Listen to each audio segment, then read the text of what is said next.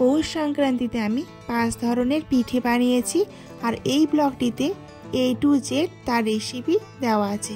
তো জানতে হলে পুরো ব্লগটি দেখতে থাকুন। গুড মর্নিং সকলকে, আমি স্বাধীনতা লাইভলি স্বাধীনতা ইউটিউব চ্যানেল এবং ফেসবুক পেজে সকলকে স্বাগত। আজ হলো পৌষ সংক্রান্তি, তাই সকলের ঘরে ঘরে পৌষ সংক্রান্তির পুজো পার্বণ ও পিঠে তৈরি করার উৎসব। তো আমিও সকাল সকাল পুজো দিয়ে দিলাম।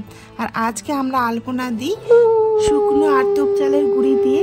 তো আমি শুকনো আতপ চালের গুঁড়ি দিয়ে ভালো আলপনা দিতে পারি না, তবুও চেষ্টা করেছি। আর আজকে প্রসাদে দিই আমরা শুকনো আতপ চালের গুঁড়ি, তিল খাজা, গুড় এসব দিয়ে। তো এসব দিয়ে আমি পুজোটা সেরে নিলাম। এরপর ঠাকুর প্রণাম করে চলে এলাম গাছ বাঁধতে। আজকের দিন আমরা গাছ বাড়ি যা কিছু আছে সব কিছু বাঁধি। আর বাঁধতে বাঁধতে কি বলতে হয় জানো? গঙ্গা স্নান যেও না গো, পিঠে পুলি খেয়েও। আমার বাবা অবশ্য ভালো বলতে পারতেন, আমি তেমন বলতে পারি না, তবু এটাই বলি। এরপর আমি চলে এসেছি রান্নাঘরে এসেই আগে ভাজা মশলা তৈরি করে নিলাম। আজকে রান্না করব আলুর তরকারি আর ভাত, কারণ আজকে তো প্রচুর পিঠে পুলি তৈরি করতে হবে, অনেক ব্যস্ততা সেই জন্য। আর তার উপর নিরামিষ, তো কী তরকারি রান্না করা যায় ভাবতে ভাবতে আলুর তরকারি আর ভাত এটাই মনে হলো, তাই রান্না করে নিলাম। এদিকে আমার ভাতটা প্রায় হয়ে এসছে, তাই চেক করে নিলাম। আর আলুতে যে জল দিয়েছিলাম সেটাও শুকিয়ে গেছে, তাই একটু কষিয়ে নিলাম। সুন্দর করে কষিয়ে নিয়ে দিয়ে দিলাম জল। আর ভাতটাও ইতিমধ্যে হয়ে গেছে, তাই নামিয়ে নিয়ে এর মধ্যে দিয়ে দিলাম লবণ। লবণটা আগে দিয়েছিলাম, কিন্তু চেক করে দেখলাম ঝোলে লবণ কম হচ্ছে, তাই আরেকটু দিয়ে গরম মশলা আর ভাজা মশলা দিয়ে নামিয়ে নিলাম। এরপরে দিয়ে দিলাম তিলটা ভাজছি। এটা সাদা তিল আনতে বলেছিলাম হাট থেকে, তাই সাদা তিলই নিয়ে এসছে।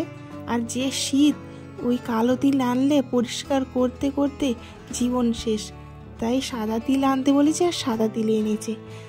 তো তিল ভাজা হয়ে গেছে, এখন জল দিয়ে দিয়েছি কড়াইয়ে আর দিয়ে দিলাম লবণ।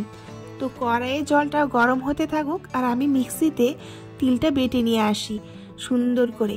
তো বাটা হয়ে গেছে, একদম মোলায়েম হয়েছে, খুব সুন্দর হয়েছে। আর এদিকে আমার জলটাও ফুটে গেছে, তাই ফুটন্ত জলে দিয়ে দিলাম সুজিটা এখন সেদ্ধ হতে থাকুক। আর এর মধ্যে আমি গুড়টা কেটে নিই, তাই নিয়ে নিচ্ছি একটা পেপার, আর পেপারে আমি গুড়টা সুন্দর করে কেটে নিচ্ছি একদম মিহি করে। এরপর কড়াইয়ে দিয়ে দিলাম গুড়টা দিয়ে এটা এখন জাল করে নেব। আর এইদিকে দেখছি সুজিটাও হয়ে এসছে, তাই এখন এর মধ্যে দিয়ে দিব আটা। আর এটা বানাচ্ছি তিল পুলি পিঠার জন্য ডো। তো সুন্দর করে নাড়াচাড়া করে নিলাম, আর জলটা একদম শুকিয়ে গেছে, আমার ডোটা একদম তৈরি। আর এদিকে গুড়টাও জাল হয়ে এসছে, তাই গুড়টাও নামিয়ে নিলাম। নামিয়ে নিয়ে চামচে করে অল্প অল্প করে দিয়ে তিলটা এখন মেখে নিব। তিল মাখা আমার কমপ্লিট, একদম হয়ে গেছে তিল মাখা। আর এইদিকে এলাচ বেটে নিচ্ছি শিলে।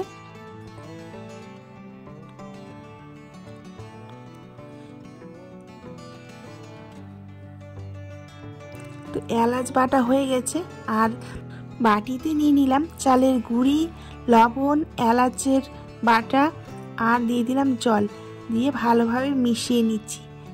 মিশিয়ে নিয়ে এর মধ্যে দিয়ে দিলাম গুড়। এটা তৈরি করছি মালপোয়া পিঠের ব্যাটার। তো সুন্দর করে মেখে নিলাম। আর যে কড়াইয়ে গুড় জাল দিয়েছিলাম সেটাতে একটুখানি সুজি দিয়ে সেটাও আমি জাল করে নেব। জাল করে নিয়ে এই ব্যাটারের মধ্যে দিয়ে দেব, অল্প অল্প করে দিয়ে মেখে নেব।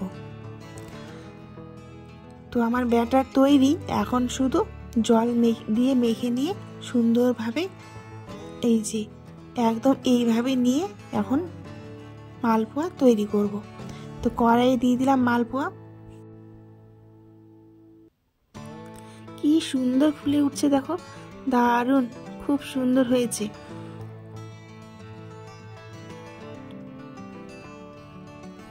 আর এখন আমি বানাবো তিলপুলি পিঠে।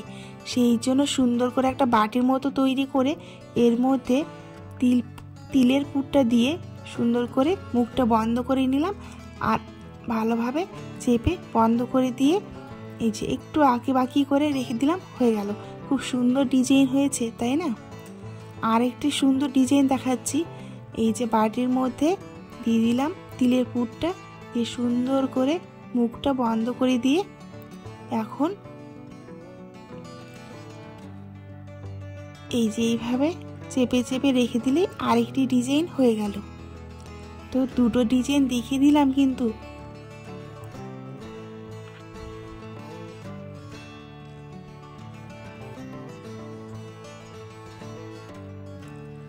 আর এইদিকে মা তিলপুলিগুলো ভাপাতে বসিয়ে দিয়েছে, হাঁড়িতে কাপড় বেঁধে। তারপর তিলপুলি পিঠেগুলো দিয়ে বাটি দিয়ে ঢাকা দিয়ে দিল। একদম ভাপিয়ে নিলে রেডি। এই যে তিলপুলি পিঠে একদম রেডি হয়ে গেছে। তারপর আমি খেয়ে নিলাম ভাত, কারণ সময় পাচ্ছিলাম না, তো সেই জন্য ভাত খেতে খেতে আমার একদম 4টে বেজে গেল। তো ভাত খেয়ে নিয়ে আবার বসে গেলাম পিঠে বানাতে। আর এখন বানাবো পাটিসাপটার জন্য পুর। সেই জন্য নারকেল আর গুড়, চিনি, পাউডার দুধ দিয়ে ভালোভাবে মেখে নেব। আজকে একদম হাতের সময় নেই বসে থাকার ও অন্য কিছু করার, শুধু পিঠে বানাতেই সারাটা দিন কেটে যাবে। ওটা হয়ে আসছে, তাই এলাচ বাটা দিয়ে নামিয়ে নিলাম। আর এইদিকে ব্যাটারটাও ভালোভাবে ফেটিয়ে নিচ্ছি।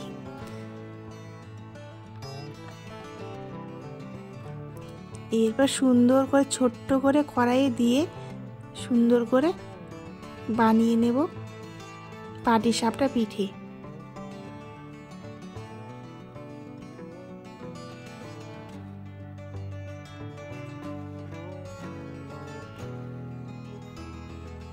এই তো রেডি পাটিসাপটা পিঠে।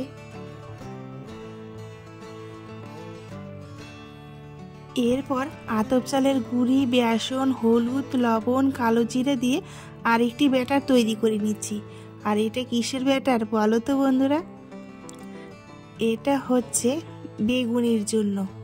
সুন্দর করে জল দিয়ে একদম ভালোভাবে মেখে নিচ্ছি। মেখে নিয়ে রেডি। জল দিয়ে এখন আস্তে আস্তে করে মেখে নিয়ে রেডি করে নিলাম ব্যাটারটা।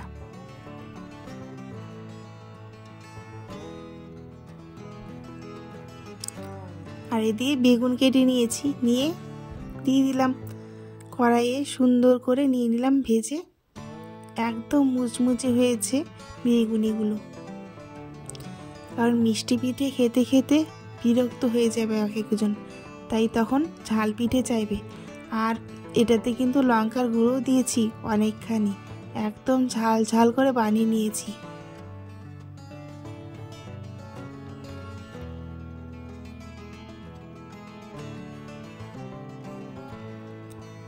এরপর কপির বড়া করব, সেই জন্য বাঁধাকপিটা কেটে একদম চটকিয়ে নিচ্ছি ভালোভাবে। তারপর দিয়ে দিচ্ছি আতপ চালের গুঁড়ি, বেসন, কালো জিরা, লবণ, হলুদ আর আদা বাটা, লঙ্কা বাটা দিয়ে ভালোভাবে মেখে বানিয়ে নেব কপির বড়া। তো বন্ধুরা, আজকের ব্লগটি কেমন লাগলো সবার? যদি ভালো লেগে থাকে তাহলে অবশ্যই লাইক দেবেন। আর যারা আমার চ্যানেলটিকে এখনও সাবস্ক্রাইব করেননি অবশ্যই সাবস্ক্রাইব করবেন, ফেসবুক পেজটিকে ফলো করবেন। তো আজকের ভিডিও এই পর্যন্তই। সকলে সুস্থ থাকবেন, ভালো থাকবেন। নমস্কার।